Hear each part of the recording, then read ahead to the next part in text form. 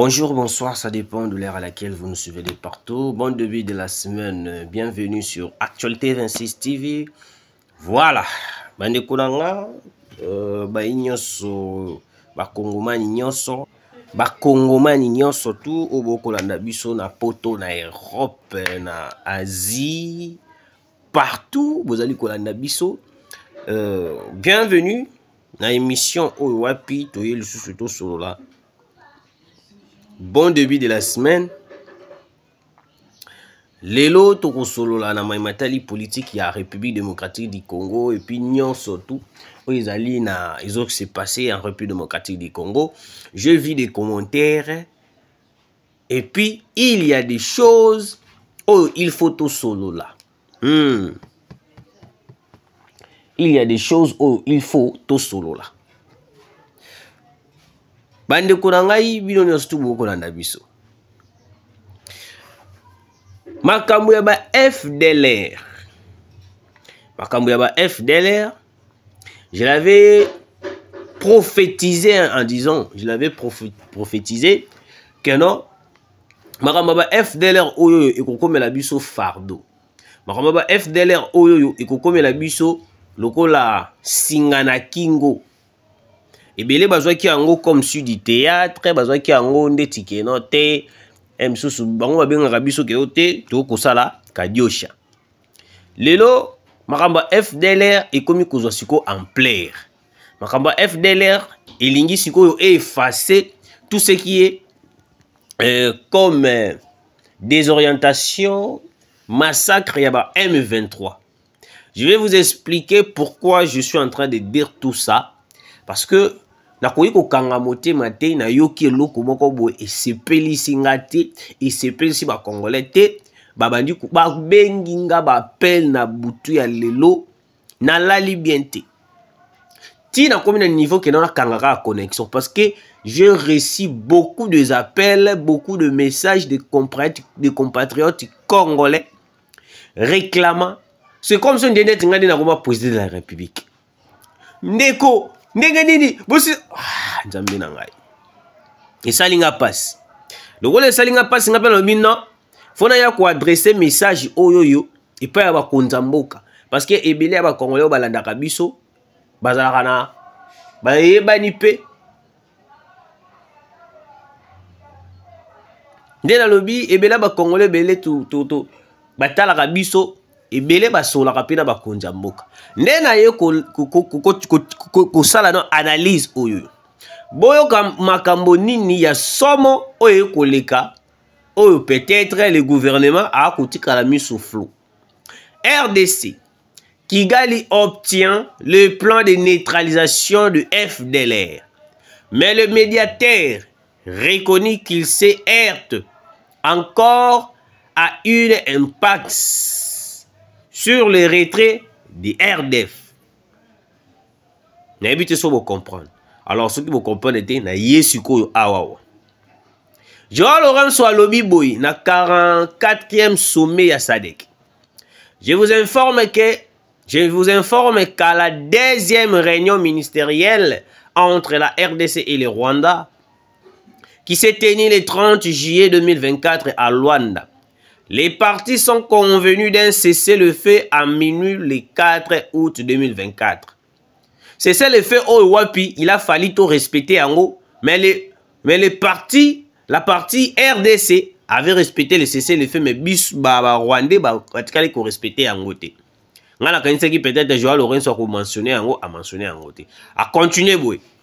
Un accord a également été conclu sur la nécessité impérative de mettre en œuvre le plan de neutralisation de FDLR.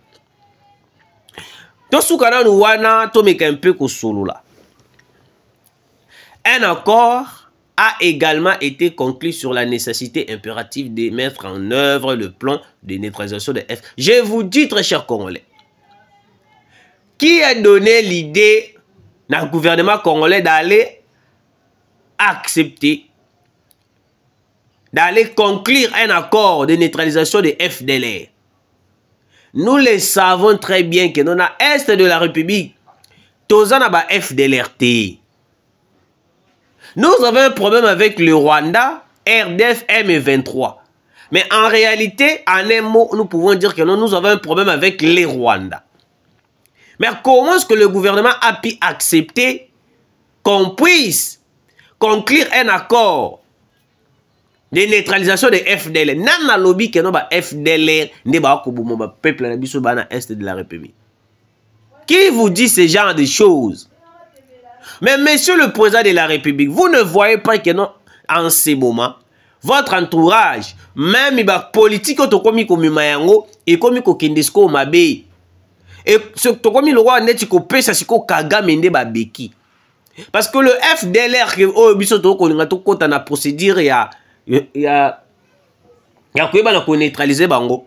Le FDLR Kagame a toujours parlé ou soit plaidé contre les FDLR devant la communauté internationale en disant que non, le FDLR, ce sont des Congolais.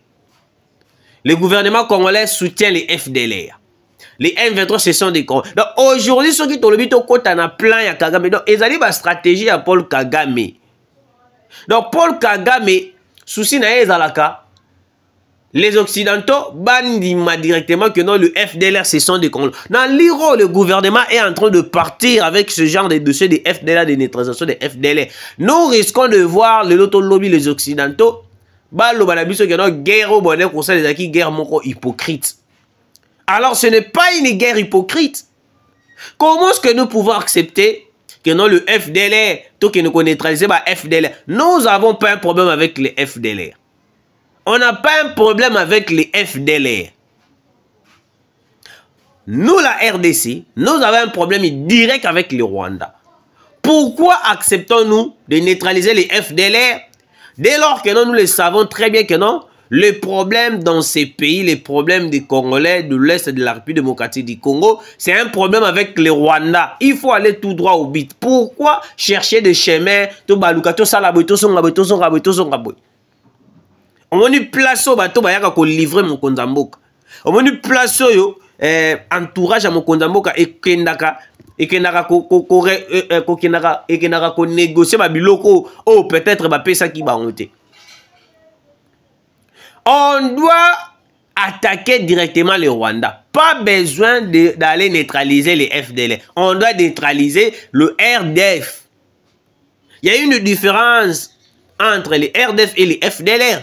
Les FDLR, ils ont un mouvement qui régime ya Paul Kagame. Parce que biso, mouto azo bundisa régime ya Paul Kagame, toko kende ko neutraliser na idée nini. C'est la question que je me suis posée toute la nuit. Et puis ce matin, je me suis posé plusieurs questions. Comment est-ce que tu comité à niveau ya ko kende ko ndima, to bana ko neutraliser ba FDLR. FDLR ba ba menasaka pouvoir ya Tshisekedi. Bango ba ko menacer Congo te. Bango ba ko sala eloko moko te contre la population congolaise. Alors, écoutez, monsieur le président de la République, nayebi ke ba pesa ki au rapport. Parce que le jour ministre des Affaires étrangères à Kendaki, Kosolola, Makambouana, Nyo, surtout dans Luanda, a eu qui au rapport. Mais Ezaya Koka, moi, Ezalinini. Le ministre des Affaires étrangères, oh, il est en accueilli, qu'on a coutu, ba changer, ba modifier, ba salibi. Pourquoi a Sala quitté repli na dossier ya makambu ya FDLR? Ya accueilli Andimi à conclure un accord de neutralisation des FDLR. Est-ce que c'était important? Namini Chouana Andima à conclure un accord de neutraliser les FDLR. Monsieur le président de la République, la population vous demande ceci. Il faut rejeter tout accord qui conclut de neutraliser le FDLR. Nous, on n'a pas besoin de mettre un accord de neutralisation de FDLR. On a besoin d'entendre dans nos oreilles que noté de conclure accord moko. Évitons de se tromper. Évitons tout ça la musala kaka ndenge te tout ça la kaka po batu ba mona biso tout ça là. Non. La population est en danger. La population est en train de souffrir à l'est du Congo. Mais comment est-ce que nous pouvons aller jusqu'au point d'aller signer un accord pour neutraliser les FDLR? Oh, wapi biso to biso moko conscience na biso yebi que non les FDLR bazan a problème ils moko te na biso. On n'a jamais entendu dire que non les FDLR bangonde mutu bazako boma biso bangonde ba ko sala boy. Na yebi sa kibino l'autre fois.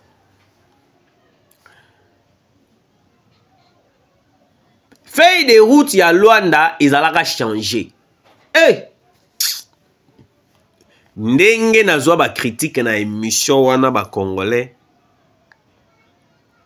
Na misusu na ebité ceux qui ont pouvoir en place, tous ceux qui peuvent qui ba nini na ko comprendre te ba menasanga na WhatsApp na nga na sala ku ba capture ya ba message wana ba menasanga yo nana tinjolo ba kenote to chanja qui fait les routes boy ceux qui to zuyo to ko bomayo to za déjà na photo na yo to ko sala boy oh j'avais eu de menaces tant on a lobé là qui m'a kambuke note ba changer feuille de route ya Luanda lelo to suki wapi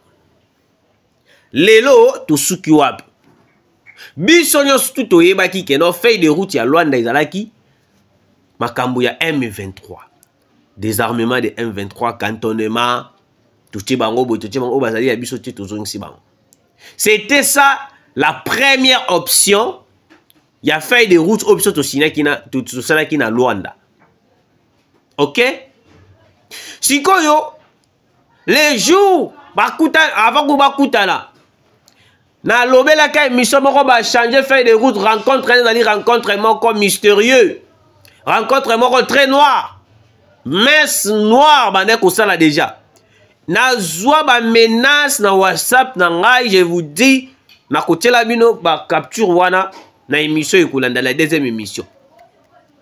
Ba menace mais lelo to suki wapi na ko samino. Lelo to kolobela su makambo M23 te, lelo to komi kolobela makambo ba FDLR. Est-ce que c'était important qu'on puisse changer le feuille de route de Luanda? Tolongana M23 tokota na processus ya ba FDLR alors que bisolos tout oyebi que le FDLR bazako déranger pouvoir na bisoté les gens ou soit le pays qui est en train de déranger la population le pouvoir de Kinshasa c'est le Rwanda. C'est le Rwanda. Mais pourquoi est-ce qu'on veut faire semblant de comprendre ou de ne pas comprendre? Alors que les choses sont claires. Makamboza polele, nous devons ouvrir les yeux, ouvrir les oreilles. Pour que tu comprennes. Les Occidentaux ne peuvent pas nous condamner jusqu'à ce niveau. Nous imposer jusqu'à ce niveau. On doit être clair, très cher Congolais. Pourquoi accepter un accord de neutralisation du FDLR dès lors que nous le savons très bien que nous avons mis tout un problème dans le FDLR. Et ils ont plan bien élaboré. Joao Lorenzo, il est au courant. Azali Ayebinin Oekoleka. Il y a Azali déjà puis jouer à la communauté internationale. Donc il est manipulé par la communauté internationale. C'est une personne. Oh ouais, puis il y a la communauté internationale. Donc la communauté internationale, ceux qui ont la joie, Lorenzo, qui ont été, tout ça la pose tout le monde à boy. Tout ça la pose tout ça la boy. Tout ça la pose tout ça la boy. Qui est le bas boy, qui est ça la boy, qui est ça la boy, qui est ça la boy. Il y a quoi à sali yango. Donc il est manipulé par les Occidentaux. Na continué lecture yoka. Le déploiement des Fox et le renforcement du mécanisme de vérification ADOC avec l'intégration des experts du renseignement des 3 pays et la possibilité d'associer d'autres parties prenantes. Suite aux décisions que je viens de mentionner, les experts du renseignement se sont réunis. Alobi Awa, avec l'intégration des experts du renseignement des 3 pays. 3 pays, wana a Colombia, RDC, Angola et puis Ouganda. Des experts du renseignement des 3 pays et la possibilité d'associer d'autres parties prenante. Bande Kolangai, très chers Congolais, je vous dis que non, le pays est en train de partir. Mboka ekomi kokende. Pourquoi j'ai dit ça? On ne peut pas arriver jusqu'à ce point ya koyeba na kondima bato oyoyo. Baba na ko imposer biso ba biloko biso moko toyebi ke toza conseil ke non te tokoki ko kondima yango te. Déjà, je vous dis la diplomatie du président de la République. Hier, tout le monde a dit la nouvelle vient de tomber. Coopération militaire, Bissona, Ouganda, Touanila Kiango. Tout bêta c'était à Wanzamba. Moni Nzamba malamwe. Na sepeli parce que ba message tout lobaka. Na comprendre les lopena et comme il a rappelé mon konzambo. Tout bêta qui c'était à coopération militaire. Avec l'Ouganda, il faut y katana. Ndamba Yoki Biso, le président de la République, a kati coopération militaire wana. Match Sili. C'est que le problème, il faut tout taper. Accord au neutralisation de FDLR. Nous n'avons pas un problème avec les FDLR. Nous avons un problème direct avec les Rwandais. Il faut faire la différence entre le FDLR et les Rwandais. Le FDLR, Isa Paul Kagame, Isa Rwanda, Isa M23. Les FDLR, on va pouvoir ya Kagame. N'engeni ni biso tokoki ko pesa beki na Rwanda.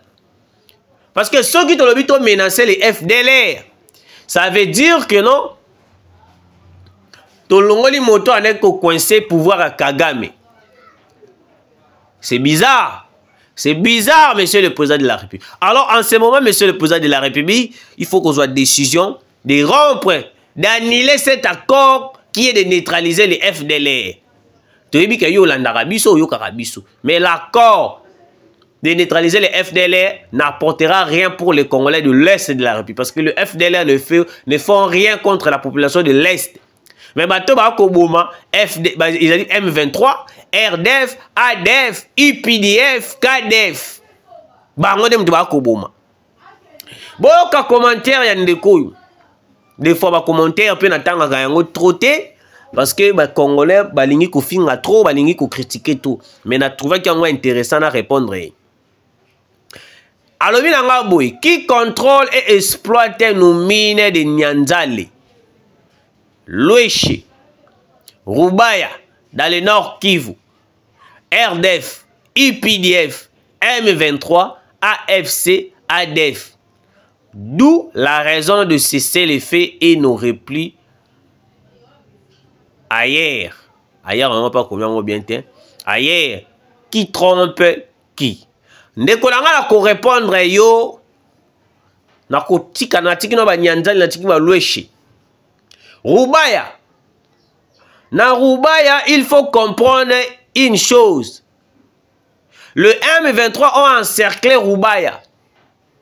Les M23 AFC besoin une partie na Rubaya au wapi ba minerai na biso comment exploiter illicitement. Ce n'est pas le gouvernement congolais peut-être comme sous qu'on s'est trompé. Na mona ka ba commentaire na yo na répondre ka yo penate.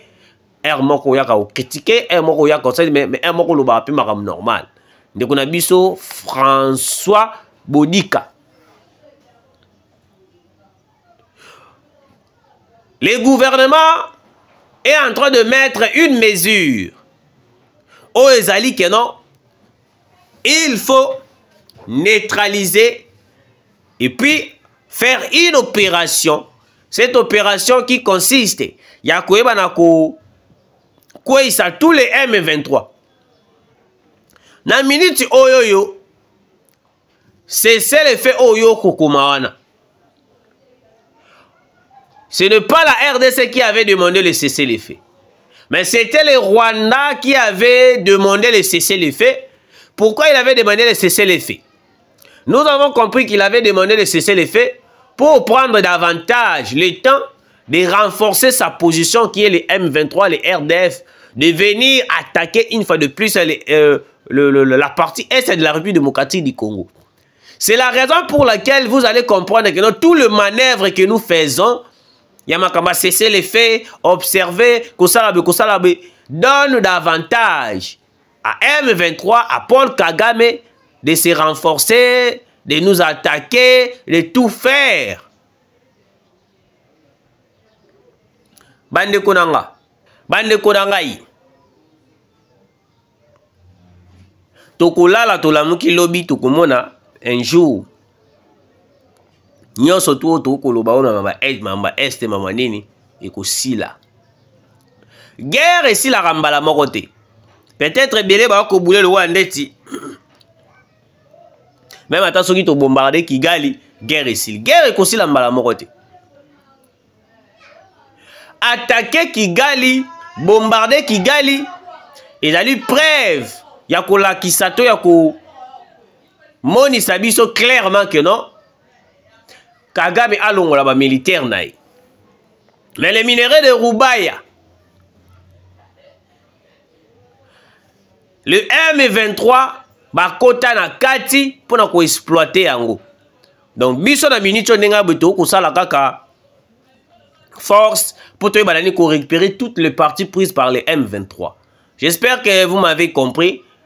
Na moni na koyi ko répondre au kaka na niveau wana. Na boyi ko de passer ba bord parce que TV ezali ngonga. Na lobara wa mukie awa. Avant la kota na actualité, na fungolaka parenthèse mukie bande konanga. RDC Kinshasa, une partie de la concession communale de Kalamu, donc la commune ya Kalamu, serait vendue à un particulier. Bateki commune ya Kalamu. Lorsque les membres de la société civile et des droits de l'homme de la commune sont allés voir le bourgmestre, ce dernier leur a répondu: on a vendu tout Bunagana. Alors cette petite partie, Bateki Mboka. Monsieur le président de la République, ministre de la Justice Constant Moutamba, Kangela biso bourgmestre ya commune ya Kalamu. Azu parti ya commune ya Kalamu bateki yango. Baye koloba na ye, mendenge nini talaboye. Réponse ya bourgmestre ya Kalamu ezalaki nini? Bourgmestre ya Kalamu alobi ke non bateka kutu Bunagana. Ebongo parti ya mukie ya commune ya Kalamu nde yango boko monela yango problème. Vous voyez des gens aujourd'hui bazaka un esprit ya bakabiliste. Des gens bazaka un esprit ya PPRD. Des réponses pareilles. Ministre de la Justice Constant Moutamba, soki otiki bourgmestre ya Kalamu oyo bakoloba ke oza incompétent. Comment est-ce qu'un bourgmestre a commis na niveau ya koteka place ya l'État akende koteka commune ya Kalamu? Hey! Dans un pays sérieux, ce monsieur devrait être en prison. Condamné à 3 ans, à 4 ans de prison. Bateki. Hey, Nzambalola. Bateki commune ya Kalamu. Chose grave. Et puis, bamakamusu les gars na mboka oyo, moko poso ko seka, moko kanda, moko. Donc le bourgmestre s'est imposé contre toutes les parties. Oh bah yé kolobanaye, ya lobi que non Bunagana kutu bateka yango. Donc cela veut dire que non azo confirmé que non bateka Bunagana. Mais c'est le président de la République. Au moins une place yo bateau musu ba ko travailler ba ko tia oneré. Bato ba ko travailler oyo na ba poste oyo esengeli baza ko tia oneré, mais c'est le président de la République. Et là, on y a un coach na mitu ya population. Alobi ke déjà boteka Bunagana. Ngana yebi na ngati. Ngana yebi te Bunagana déjà été kama. Donc, ce qui Bunagana déjà été kama, cela veut dire que dans toutes les émissions que nous faisons ici, ils ont un côté. Ils ont une importance. Ils ont na deuxième émission na global on a ndenge ko sakana te. Na kangi parenthèse. Mais bon, monsieur le président de la République, commune ya Kalamu bateki yango par le bourgmestre de la commune de Kalamu. Alobi kutu Bunagana a été kama na grandeur nango munene na bateki yango et bon yesoka teki parti ya mukie wana ya commune ya Kalamu et ko sala nini. Aza na posa vivre bana na pe ba kende poto bino bolingi bo empêcher ye. Boti Kayate Kanae, commune Mobimba. Mais c'est le président de la République. Est-ce Koyoki? Ministre de la Justice, Constant Moutamba. Est-ce Koyoki?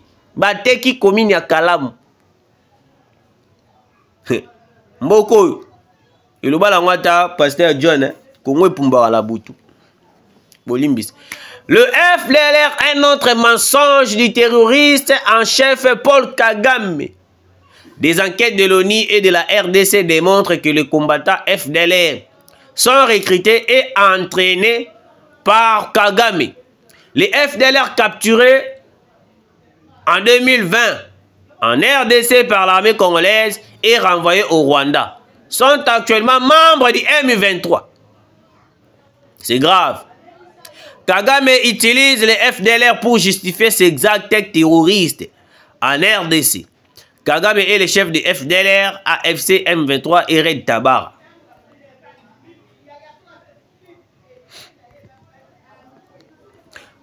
Pour terminer, j'ouvre une grande parenthèse. Je vois les gens dire qu'on a voulu tuer Kabila. Sachez qu'il n'est pas la priorité vraiment. Car dans ce pays de la SADC où il se cache, on partage des renseignements et on a des hommes dans chaque pays membre de la SADC. Arrêtez de créer l'actualité pour JKK. Na koti sous na dossier pour analyser directement parce que TV est Zalingonga. Guerre dans l'est du pays, les formations militaires des résistants Wazalendo se poursuivent activement à Butembo.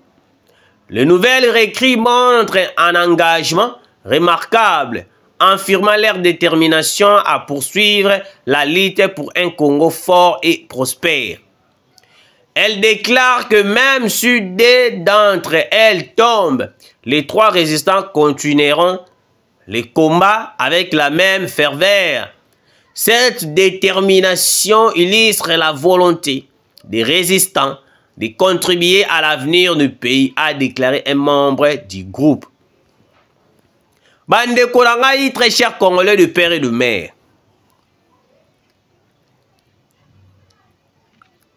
Et dans la moto, mon côté à Kola, la Mouki Boyoto qui ne koboma Kabila.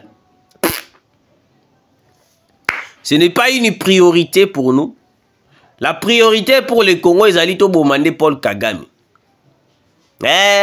To bombarder Paul Kagame. Ceux qui bombarder Paul Kagame, ils ont priorité na biso. Joseph Kabila Kabange, comme il est là, il sera arrêté. Je vous dis, hein. Je vous dis. Et le bal a Mbosso. Nous avons traité. Si réellement Joseph Kabila il est innocent dans tout ce qui est en train de circuler là, pourquoi Azako Bombama pays n'y surtout Azako participer na SADC baloba qui sont qui ba kutana Kabila à Kangami na minute oyo Kabila est en train de se cacher. Kabila est en train de se cacher. Mais dans les jours à venir, Tokoya Lisusu, na même chaîne, to se elimino déclaration, to se elimino analyse. Pour nous informer que non, on vient d'arrêter Kabila Kabange place Intel, boye. Il sera transféré à Kinshasa, boye. Ou soit tu seras Kangami Awa, to c'est nous qui non Kangami Awa. Kabila sera arrêté. Un mandat d'arrêt international déjà kindaki déjà. Pays nyo surtout les na katia Sadek. Ceux qui bakutena Kabila bakokangai. Ceux qui bakutena Kabila na coin moko quelque part bakokanga Kabila. Kabila n'est pas puissant plus que la République, hein. Peut-être belé bako boule le roi neti. Bozolinga nde bozong sa Kabila na scène politique izo simbate. Bozolinga bozong sa Kabila na scène politique. Ezo simbate. Bozo mekanyo surtout mezo simbate. Moi je pense que non, le jour où on arrêtera Kabila, Olive Lembe aussi sera arrêté. Olive Lembe aussi sera arrêté. Yo kangi mwana soso me otiki soso. To soit to kangi soso tiki mwana soso ko simbate to ko kanga bango nyoso tu. Na ba PPRD, na ba FCC bango yo tu ba kozala aux arrêts. On ne laissera personne. Quel que soit. Oh, zana zemi, tozio nanu wana. Totio na hôpital, na hôpital, moko nu bota na wana. Résidence surveillée. Mbila partout. Pas d'entrée, pas de sortie. Kabila n'est pas plus que la République. Personne n'a l'idée de tuer Kabila. Personne n'a l'idée d'assassiner Kabila. Kabila, il est qui au Congo? Azanani, a l'autre côté depuis Zaire Tilelo. À part, oh, Bissoto Ebi, que non, Kabila est ex-président. À part qu'on a ex-président, il a massacré des gens, il a tout fait, il a volé le Congo, il a signé les accords noirs contre la République, il a tout fait. Yamabe, oh, Batouba Salaka, dans l'espace, il y a 18 ans. Nde yango boko zonge la biso bolo bala biso ke Kabila bongo boma Kabila. Nani ngai atanga botelinga ba milliards ke boma Kabila. Na kosala yango te. Soki botelinga ne ba milliards na ke boma Paul Kagame, j'accepterai de mourir pour na boma Paul Kagame. Personne n'a l'idée d'assassiner Kabila, ni de tuer Kabila, ni de faire ceci, c'est là pour Kabila. Non, mais Kabila doit répondre na ba acte na inyo surtout à Sala contre les Congolais, contre Bana Mboka. Merci de nous avoir suivis. Tokutani Mbalasima.